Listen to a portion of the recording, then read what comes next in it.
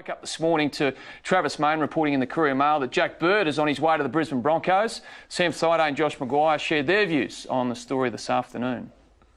Every week I've watched him play, and he just competes. He's hard to tackle.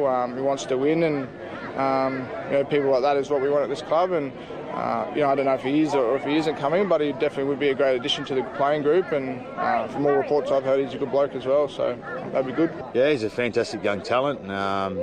He's done some great things down at the Sharks, and if he wants to come here, I'm not sure what's happening. I'm not his manager. I don't work upstairs at the Broncos, but the rumour mill is going around that he might want to come up here. But if he does want to, it'll be a fantastic addition to this Broncos team. Yeah, he's definitely still got that star factor about him, Wayne, and can draw some big players. And if players that aren't at our club and don't even know our environment here still want to come up here and play under Wayne Bennett, it just shows that he still has that draw, and he can still draw some great players to our club. Just when you thought Jack Bird was on his way to the Newcastle Knights, or possibly even the Parramatta Eels, it looks like he's going north of the border. Joining us now to talk about all things player transfer is Phil Rothfield from the Daily Telegraph. What do you make of this story? I mean, is it a chance of happening? Because every other day I wake up, there's a player going here, there and everywhere. Yeah, it's driving us all mad. Look, big offer, genuine offer. Yeah. The only thing I can't work out, Canty, is where they play him. Obviously, it would involve Milford go to halfback to replace Ben Hunt, Jack Bird at 5'8". Yes. What I don't understand, though, is, to my eyes, Milford is not a structured player. He's an instinct player. Absolutely brilliant at doing the looking up, seeing what's in front of him, and whether he's a steerer around the paddock type halfback, I don't know, and I'm not sure it'd work that combination. No, you're right. Milford's best football comes off the unstructured play. If you get him off a reset to the set, drop out, scrum, whatever, he's not as dangerous as when he's coming on the back of someone, there's a small line break, that's his best stuff. How he fits in with Jack Bird, who's being bought as a 5'8", I'm not sure. Whose style is what, Jack Bird? Whose style is very similar, just plays footy, just gets the ball and likes to run it. There's going to be no one there pointing the Broncos around. We've got to get this part of the field, we need to get here by tackle 5 so I can get a kick away, that sort of stuff. But I tell you what, Jack Bird must be driving everybody mad, because what goes on there, he said to the Cronulla Sharks he wants to be in getting the ball. Now, as you know, Buzz, they've got their halves, haven't they? They can't fit him in any closer to the ball. They've got premiership-winning halves. And even Shane Flanagan was thinking about the edges. You've got Luke Lewis and Wade Graham still at their ages playing the best footy of their careers. He is best suited at Cronulla right now as a centre. Yeah. And that's where they won a grand final, but he does want to get closer. The only way that could happen at Cronulla is if they decide not to go with Townsend next year, whose contract is up, and then they move Birdie to 5'8", and, of course, Maloney to half. Now, Cronulla, and I spoke to Shane Flanagan just before we went on air, they have not given up hope of keeping him. I know the headlines were big, bold, 180 point this morning.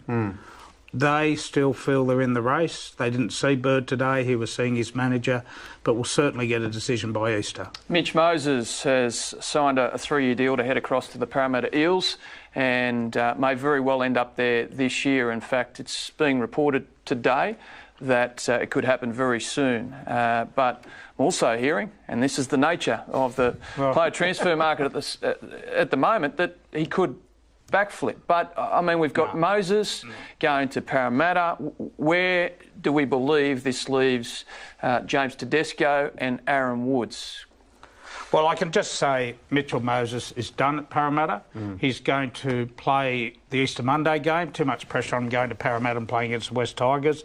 He'll be released for round 8. So he's gone all over Red Rover. I had that confirmed through Isaac Moses today. Where does it leave... Tedesco and Woods? Kenty, have you got a coin we can flip? The Roosters. Exactly. Yeah. I've never known, Ben, a silly season so early, so silly. It changes every day. Every decision with every player has a domino effect on others. If those two players do go, Tedesco and Woods, if they go to either the Roosters or Canterbury, look out St George, because the West Tigers will be after there. Too big. Do we put it down to mismanagement, Buzz? Like At the Tigers, you mean? Well, Tigers have got their excuses, okay? But by the very same token, they've got their potentially four best players. I wouldn't say the four best, but potentially the four best players all coming off contract the same year. Now, you throw that into the mix that Saints have gone out and paid silly money for Ben Hunt. Then you throw in Cooper Cronk just launches a grenade in the room saying, I'm on the market for a Sydney team. Then you've got Kieran Foran who sits there and he hasn't committed to anybody next year. Mitchell Moses jumped ship. You've had a couple of coaches either been sacked, get reappointed, or pick up a new gig like Ivan Cleary. It's complete madness. It's a perfect storm almost. And because it is, and because this, of the Jason Taylor example, so much pressure on coaches to get immediate success, they are overspending to bring quality players into their club. The days of clubs developing players and taking time, 2 or 3 years, you can't do that anymore, because the minute you have a kid and you say to yourself, right, this kid is 19, by the time he's 22 he'll be a good first grade, but we need 2 or 3 years to bring him through. Suddenly you've got another club offering him silly money. Yep. You've got to then put him on equivalent to keep him. It corrupts the market. The clubs with plenty of cash who are desperate for a player in a certain position, it corrupts player market value. So it like makes it hard market. for... It's all going to collapse soon. But you watch. Teddy, can I say one thing? Who are the best managed clubs in the game? For starters, Penrith. Do they have this problem? No, they very quietly locked up Dean Farrow the other day. They locked up Nathan Cleary. Their problem might be coming. Where? Well, they've already signed... Have they got all coming off together in the near future? That's the point. That's what I mean. They're doing it properly. They've already signed all their players for 2018, and we don't know what the salary cap is. But so they might be $500,000 over salary cap, and we don't know that. And then suddenly we get to the next season, and Penrith have got to offload some of their players to get back under the cap. And you know the other issue. I think a lot of this could be avoided by better management. You go to a CEO running the BHP, you go to a CEO running any company. He doesn't have his top executives coming off together. Yeah, but Buzz, you look at the Bulldogs. Don't. You look at the Bulldogs. Great chairman, very stable board, one of the best coaches in the game, and they're on the verge of having to overhaul their roster. They took 12 months to negotiate the contract of Des Hasler, which played out in the public domain. And right now, he's been given 2 extra years, and he has to go to market. And half the players on the list here, he's going to be chasing. That is going to be the biggest story, I think, in the next few weeks, when Des Hasler has to walk up to Will Hopewadi and say, I don't want you. He says it to Josh Reynolds, possibly Moses Mbai, the hooker for sure, Leacher, and one of his front rowers, maybe James Graham. Well, James Graham was mentioned in the paper today. Newcastle. The rumour about James Graham's been going around for a good week or so. Yeah. And I heard it, when was he on here, Tuesday night last week? Yes. I heard it on the Wednesday the day after. I'm waiting for him to get here back to tomorrow night. We can ask him about that. Yeah, but this is the knock-on effect. This will only have to happen if they get Tedesco and Woods. Yeah. Otherwise, they won't have this problem. Tell me, there's more news or rumour, let's call it that, in the market about Kieran Foran, and it's around an Australian club? Yeah, well, I've heard that Melbourne are coming into the picture. And it makes perfect sense for Melbourne. Stacks of money in the cap. They are a big picture club. They are there to win. They've lost Cooper Cronk, which immediately frees up a stack of money. Tohu Harris is also gone. And then Jordan McLean's also gone for next season. So there's a stack of money there in the cap. And Kieran Foran buys straight into the Storm philosophy of the way they play football, where they've built this recent success on the back of 3 players, Cronk, Smith and Slater, and then they built Bromwich too, to be fair, and they build the rest of the club around them. Now, last question on this player transfer silliness. Do we want a window? Do we want to put some structure around this, or do we enjoy the news cycle too much when it goes off? Is it good for the game? I don't think legally you can have a window. No one's doing anything illegal.